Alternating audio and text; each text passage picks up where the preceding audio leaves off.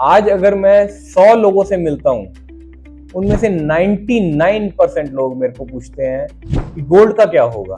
हर इंसान को गोल्ड के चढ़ते भाव को देख के एक्साइटमेंट भी होती है और थोड़ा डर भी लगता है। खैर, गोल्ड कहां जाएगा ये तो कोई नहीं बता सकता, मगर गोल्ड क्यों ऊपर जा रहा है ये मैं आपको बता सकता हूं। चलिए स्टार्ट करते हैं आज का वीडियो, जो कि है factors responsible for upsurge in gold prices. नमस्कार।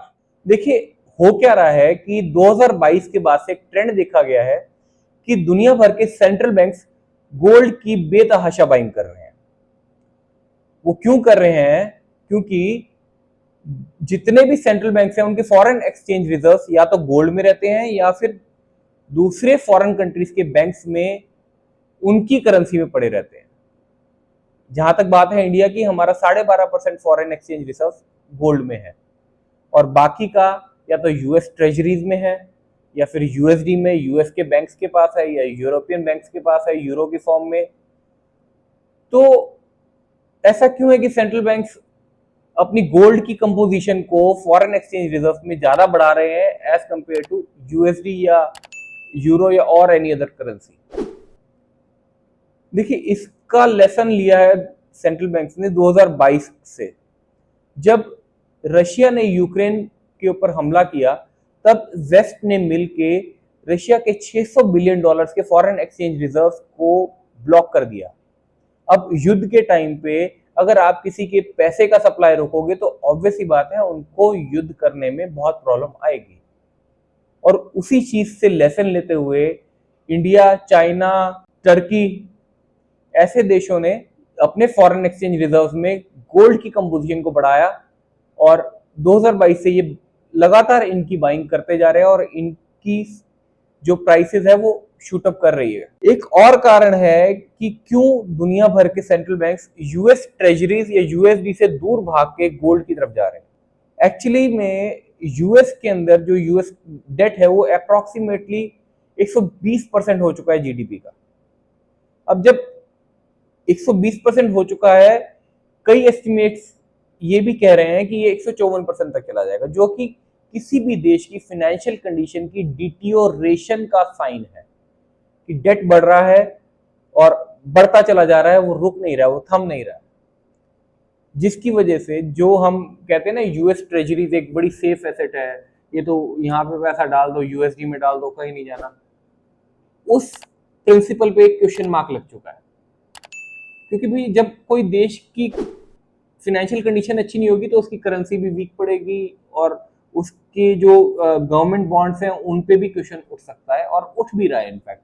जो कि आप माने कि 2008 के आसपास 71% दुनिया भर के सेंट्रल बैंक्स का जो फॉरेन एक्सचेंज रिजर्व था वो यूएसडी और यूएस ट्रेजरी में होता था, वो घट के आज की डेट में खाली 54% रह चुका है। अब ये बात देखें तो सेंट्रल बैंक तो बहुत अच्छा काम कर रहे हैं, दूरदर्शिता दिखा रहे हैं अपनी देश के लिए, और उनकी फार साइटेडनेस की वजह से वो लोग गोल्ड की तरफ इंक्लाइन हो रहे हैं कि भाई हमें अब गोल्ड में जाना है, अपने यूएस ट्रेजरीज और यूएसडी के कंपोजिशन को घटाना है। चलिए, अब दूसरा कारण क्या है कि गोल्ड के प्राइसेस बढ़ रहे हैं, वो है सेफ हेवन एसेट्स में गोल्ड की गिनती होना। दुनिया भर में कुछ ही पर्टिकुलर एसेट क्लासेस हैं जिनको हम सेफ हेवन एसेट्स बोलते हैं, जैसे कि स्विस फ्रैंक, स्विट्जरलैंड की करेंसी, जैपनीज येन, जैपनीज लोगों की currency, German bonds, US treasuries, USD या गोल्ड। इन सब एसेट्स में अगर दुनिया भर में कभी कोई टर्मोइल होता है या फिर कोई युद्ध होता है या फिर जियोपॉलिटिकल प्रॉब्लम्स आती हैं, तो ऐसा ट्रेंड देखा गया है कि पैसा इन एसेट्स की तरफ भागता है। अब दो एसेट्स हैं जो कि सेफ हेवन एसेट्स हैं, यूएस ट्रेजरीज और गोल्ड। इनके अंदर एक कोरिलेशन है। चलिए, इस कोरिलेशन को डिस्कस करने से पहले मेरे को आपको रियल इंटरेस्ट रेट्स का एक कंसेप्ट समझाना पड़ेगा।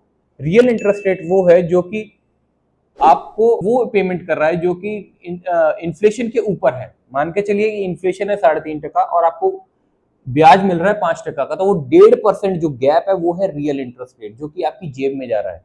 3.5% तो आपका उड़ गया इन्फ्लेशन की फॉर्म में, आपके पास बचा खाली 1.5%। तो जब भी ऐसा देखा, एक ट्रेंड ऑब्जर्व किया गया वर्ल्ड वाइड कि अगर US federal reserve real interest rates को घटाएगा तो दूसरी सेफ हेवन एसेट जो कि गोल्ड है वहां पैसा जाता है, क्योंकि वो लेस रेम्यूनरेटिव हो जाती है इन्वेस्टर्स के लिए उस टाइम पे। ऐसा ट्रेंड 2008 से 2012 के बीच में देखा गया, जब यूएस ट्रेजरीज का real interest rate almost zero के आसपास था, तब गोल्ड 100% रैली करा। और वहीं 2019 से 2021 के बीच में भी जब नेग्लिजिबल था यूएस रियल इंटरेस्ट रेट, तब भी गोल्ड 50% तक रैली करा।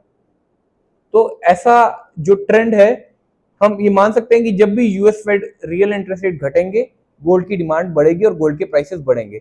इनफैक्ट जब पीछे अब कुछ टाइम पहले यूएस जॉब डेटा आया, उसमें आया कि भैया यूएस में कम जॉब जनरेट हुई है, जिसकी वजह से ये एक्सपेक्ट किया जा रहा है कि US federal reserve interest rates को काटेगा। अब अगर इंटरेस्ट रेट्स घटेंगे तो इट इज वेरी ऑब्वियस कि investors will move towards gold, क्योंकि यूएस ट्रेजरीज को होल्ड करना will be less remunerative for investor that time.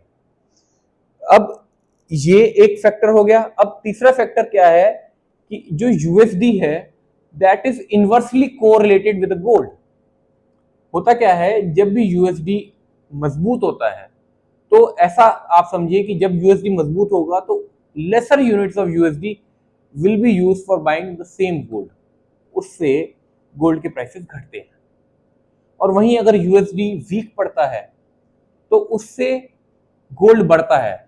इसका एक और तरीके से हम समझाता हूं कि अगर कोई इंडिया में बैठा हुआ या चाइना में बैठा हुआ इंसान है जो इन्वेस्ट करना चाहता है गोल्ड में, और गोल्ड ऑब्वियसली यूएसडी में डिनोमिनेटेड होता है, तो जैसे यूएसडी उसकी करेंसी के अगेंस्ट सस्ता पड़ेगा, वो यूएसडी खरीदेगा, साथ ही गोल्ड खरीद लेगा, क्योंकि उसको गोल्ड सस्ता पड़ेगा because of the lower value of USD in his currency.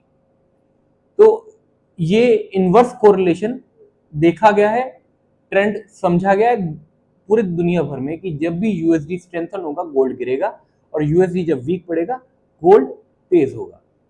चलिए, यही कुछ पर्टिकुलर फैक्टर्स हैं जो कि गोल्ड के प्राइसेस के डिटर्मिनेशन में बहुत ज्यादा हेल्प करते हैं और बहुत ज्यादा रिस्पॉन्सिबल है। उम्मीद करता हूं कि मेरी इन सब इंफॉर्मेटिव वीडियोस के साथ आप ऐसे ही जुड़े रहेंगे। आपका बहुत प्यार मिल रहा है और आप ऐसा ही अपना प्यार हमें दिखाते रहेंगे। Do like, subscribe and comment on our videos and share our videos as much as you can. Thank you, धन्यवाद।